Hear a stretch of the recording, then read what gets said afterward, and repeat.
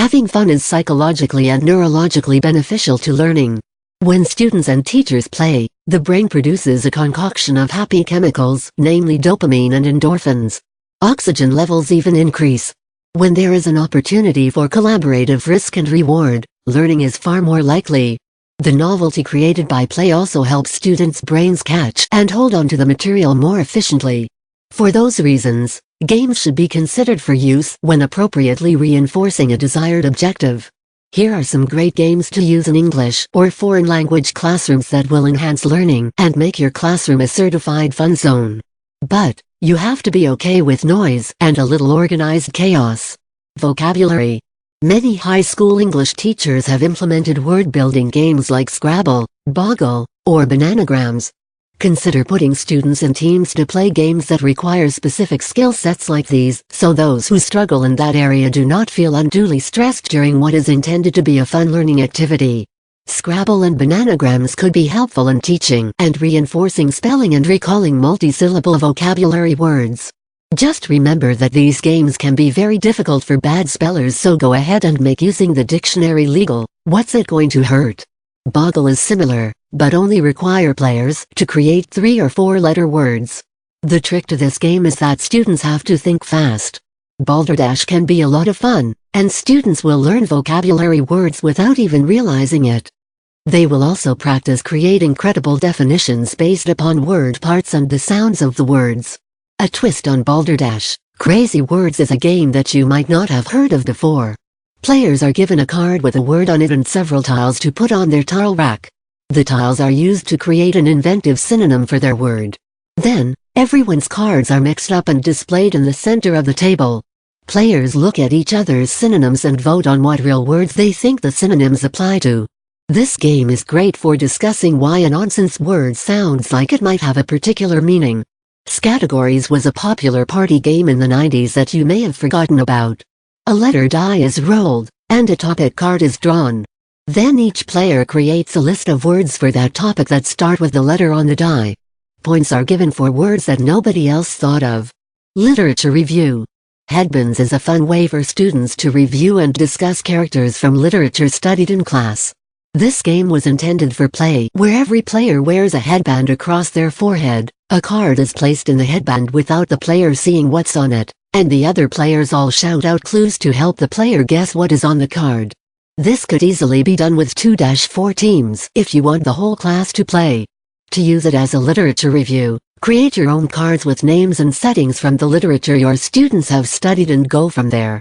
What teacher hasn't used some form of Jeopardy in their classroom?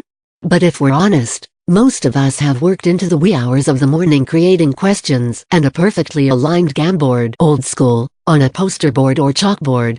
Techies, on the computer, only to decide that we are never doing that again. Make it easier on yourself. Hand out 3x5 index cards and have the students create the questions. Assign categories by row, then have the rows work together to determine the point value levels of the questions. If you have more than one section of the same class, have classes make questions for each other.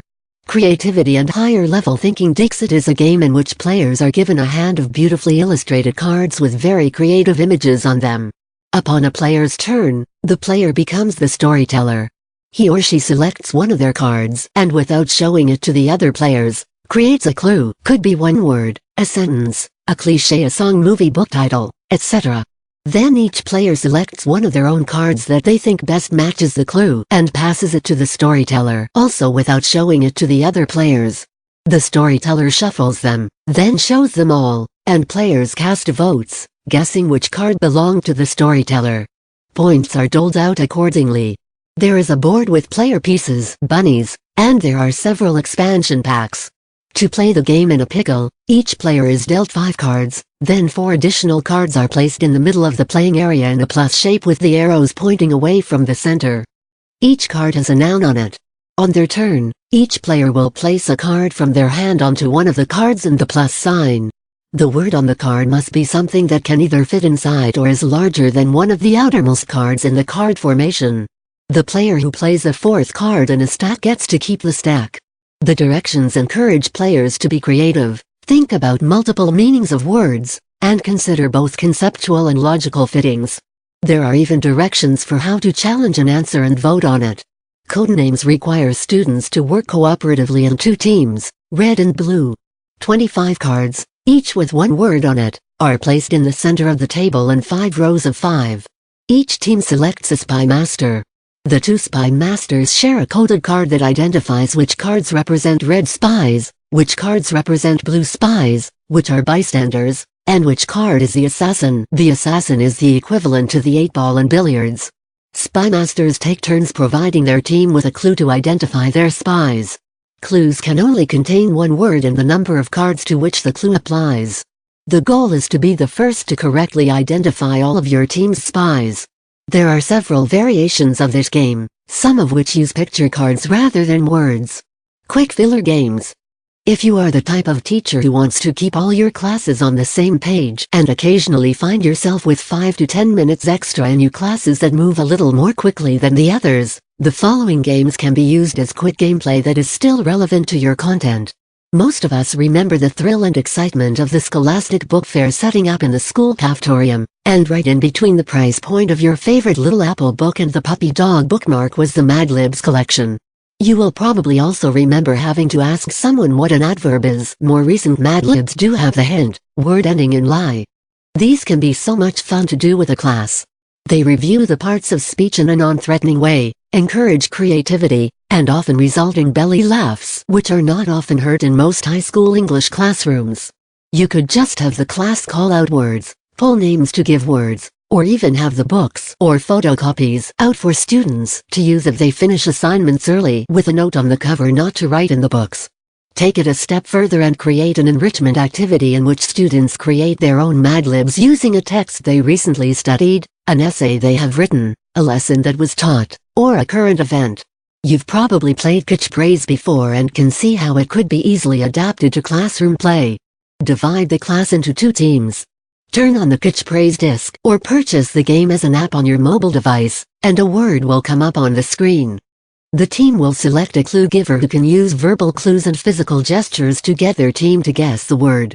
It's a race, so as soon as the word is guessed, the disc is passed to the other team. The point goes to the team not holding the disc when the timer goes off. Application. While you could try and buy multiple copies of any of these games and have the whole class play the same game, it might be more feasible to have one of each game and set up stations allowing students to choose which game they are going to play. Just be sure to call time early enough so students have time to put the games away correctly, and consider having a student in each group responsible for making sure all the pieces are accounted for. You could go so far as to have an inventory checklist for each game. Board games could also be introduced during a unit on procedural texts. Students could be placed in stations with a game they have never played before. Have them take a few minutes to figure the game out without the instructions. Then hand out the instructions and have them read them as a group and attempt to play the game. As a final task, have each student write out their understanding of the instructions at the end of class. For enrichment, have them create an original game with the game board and pieces. After this activity, the games can be brought out at any point in the year without much time spent on how to play.